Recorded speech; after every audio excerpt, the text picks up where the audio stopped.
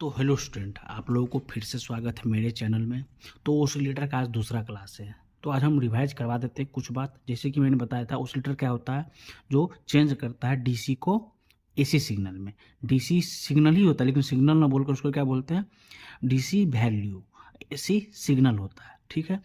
जो ओसिलेटर होता है यूनि डायरेक्शनल, यानी किसी एक डायरेक्शन को दोनों डायरेक्शन में कन्वर्ट कर सकता है, यानी यूनि डायरेक्शन से बाई डायरेक्शनल। ठीक है। ये जो है जनरेट करता है स्पेसिफिक पीरियोडिक ओसिलेटिंग सिग्नल। समझे? ये जनरेट करता है periodic and oscillating signal. Oscillating यानी फ्लक्चुएशन होता है।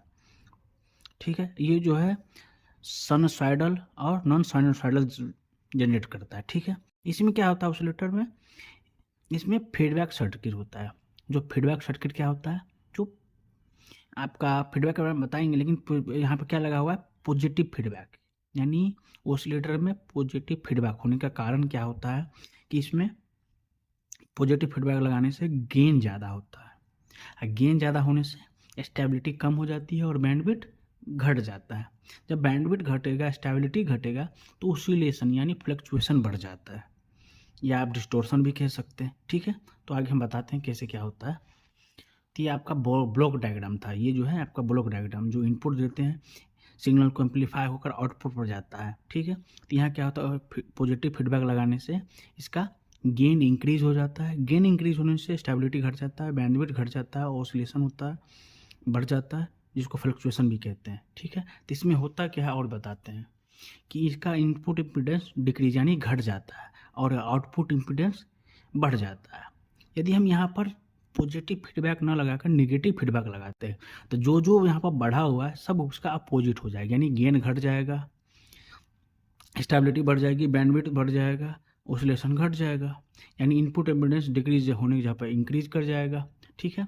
यहाँ पर ओसिलेटर की बात करें, नॉइज और डिस्टॉर्शन बढ़ जाता है। ठीक है। तो यहाँ पर देखिए, एक चीज़ को हम बताना चाहेंगे कि यदि हम जो ब्लैक डाउन ऊपर पढ़े हैं वही ब्लैक डाउन यहाँ पर समझाने की कोशिश करें। यदि इनपुट पर कुछ सिग्नल देते हैं तो एम्पलीफाई हो जाता है, यानी इसको ए ले लेते हैं, यहाँ पर आउटपुट आ जाता है। ठीक है। ये आपका जो पॉजिटिव फीडबैक था इसको हम बीटा मान लेते हैं, यानी फीडबैक फैक्टर को ही बीटा से डिनोट किया जाता है।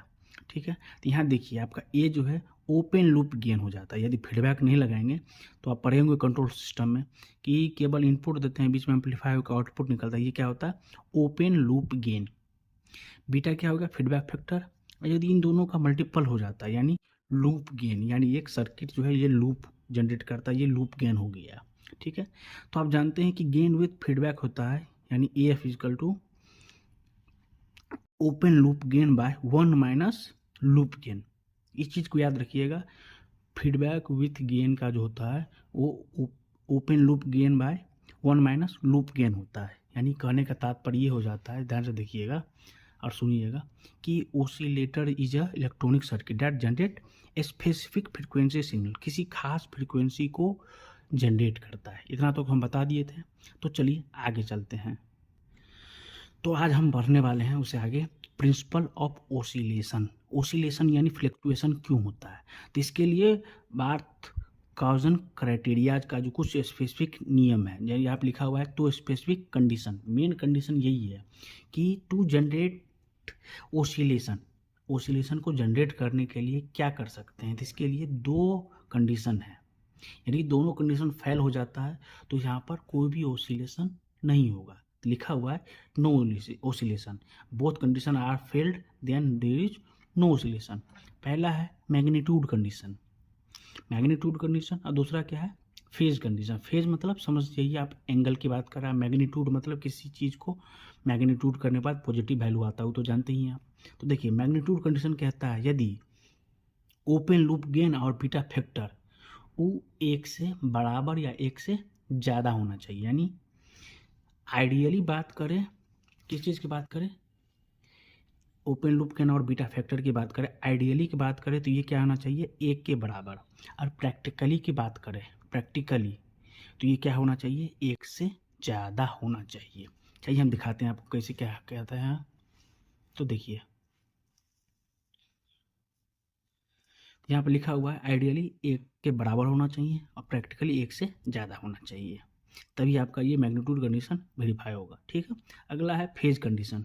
ये बता रहा है greater generate oscillation the phase shift loop gain is must be 0 होना चाहिए और 360 डिग्री, यानी angle of open loop gain into beta factor equal to 0 degree और 360 डिग्री होना चाहिए।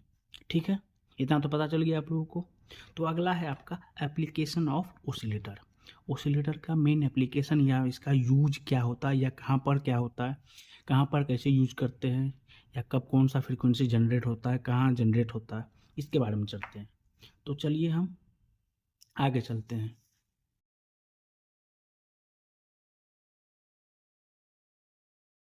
तो देखिए, एप्लीकेशन की बात करें तो बता रहा है oscillator is a electronic circuit, ये इलेक्ट्रॉनिक सर्किट है which generate specific frequency signal, जैसे कि हम पिछले भी वीडियो में बताए थे कि किसी खास फ्रीक्वेंसी सिग्नल को जनरेट करता है। कौन जनरेट करता है? ओसिलेटर। ठीक है, ओसिलेटर इज ए इम्प्लीमेंटेड मतलब बनता है, बनने का प्रक्रिया जो होता है, implemented by the combination of register and capacitor. कहने का तात्पर्य यह है कि जो ओसिलेटर को बनाने के लिए हम किस चीज़ का जरूरत पड़ता है? रजिस्टर और कैपेसिटर का। आर एंड सी, आर से रजिस्टर, सी से कैपेसिटर होता है। Then low frequency signal generate. कहने का तात्पर्य ये हो गया कि आपको लो फ्रिक्वेंसी सिग्नल जनरेट करवाना है, तो आपको रजिस्टर और कैपेसिटर के हेल्प से ही सर्किट बन सकता है, जिससे आप लो फ्रिक्वेंसी सिग्नल जनरेट करवा सकते हैं ओसिलेटर बना के। ठीक है, अगला है oscillator is implemented by inductor and capacitor L and C, then high frequency signal generated. यानी ओसिलेटर सर्किट बनाने के लिए किस चीज़ से बनाने के लिए? इंडक्टर और कैपेसिटर की मदद से बनाते हैं, तो वो हाई फ्रिक्वेंसी सिग्नल जनरेट करेगा।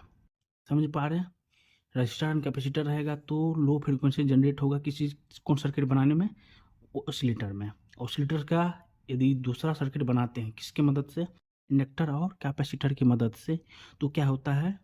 वो हाई फ्रिक्वेंसी सिग्नल जनरेट करवाता है। ठीक है, अगला है कि oscillator circuit is generate by op amp यानी operation amplifier, then fix stable frequency signal is generated. कहने का तात्पर्य यह है कि यदि आप किसी फिक्स फ्रिक्वेंसी सिग्नल को जनरेट करवाना चाहते हैं तो ओसिलेटर सर्किट बनाने के लिए कौन सा सर्किट जरूरत पड़ेगा? आपको ओप एम्प सर्किट की जरूरत पड़ेगा। यानी ओसिलेटर सर्किट ओपन सर्किट से के मदद से भी बनता है, लेकिन जब बनाते हैं तो वो कौन सा फ्रीक्वेंसी जनरेट करता है? वो फिक्स स्टेबल फ्रीक्वेंसी सिग्नल को जनरेट करवाता है। ठीक है, तो अगला है oscillator are used in quartz watch. ये जो है ओसिलेटर का मेन क्या होता है, एग्जाम्पल बताते हैं, क्वाड वॉच होता है। ठीक है, तो चलते हैं अगले की तरफ। कितना आप समझ में आ गया हो तो आप बताइए, नहीं समझ पा रहे हैं तो कमेंट में ज़रूर बताइए कि क्या प्रॉब्लम आ रहा है और क्या समझ में नहीं आ रहा है। ठीक है, तो आज के लिए हम इतना ही रखते हैं, चलते हैं, नेक्स्ट वीडियो में मिलेंगे। आप लोग को वीडियो अच्छा लगा हो तो लाइक कमेंट और सब्सक्राइब करना भूलें नहीं। आज के लिए इतना ही, बहुत बहुत धन्यवाद।